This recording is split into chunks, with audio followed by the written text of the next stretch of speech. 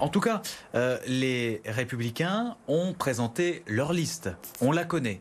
On ne connaît pas encore la liste du Rassemblement national. Pourquoi? Vous n'arrivez pas à la boucler? Non, c'est une histoire de communication. Monsieur Mariani a son équipe de communication et il souhaite revenir vous la présenter dans vos locaux, comme il m'a présenté l'autre jour à Gap. Donc je respecte cette méthode. Elle est bouclée, la liste? Elle est absolument bouclée. Et j'ai été étonné à la rapidité avec laquelle j'ai pu constituer ma liste. Alors, vous pouvez nous donner des noms ou pas? Oui, je peux vous donner le nom de ma coéquipière, là, c'est-à-dire le binôme. S'il s'agit d'une personnalité très connue de l'Argentière, l'ABC, où elle a de longues années fait vivre un magasin de librairie, c'est Madame Chiorino, Cyriane Chiorino, dont le père était un artisan du bois très connu dans le département. Louis Chiorino. Louis Chiorino, qui va faire, comme vous le savez, un musée du bois qui portera son nom. Alors, est-ce que sur cette liste, il y aura des élus? Parce que c'est ça qu'il manque aujourd'hui au Rassemblement national, et notamment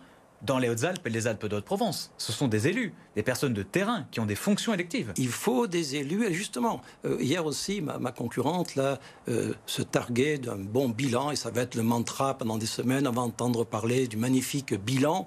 Il est mauvais, le bilan, mais franchement. Il n'est pas mauvais, mais moi, c'est comme vous dans votre métier, je recoupe les sources.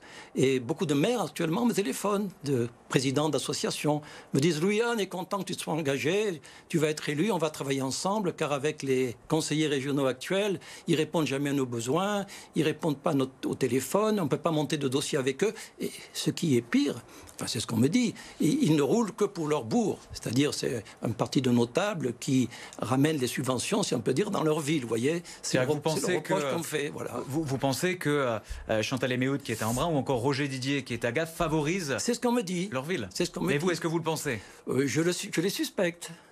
Je les suspecte parce que les gens qui me disent ça sont des élus très connus ou des présidents d'agences ou des présidents de grandes associations et j'ai aucune raison de mettre leur parole en doute.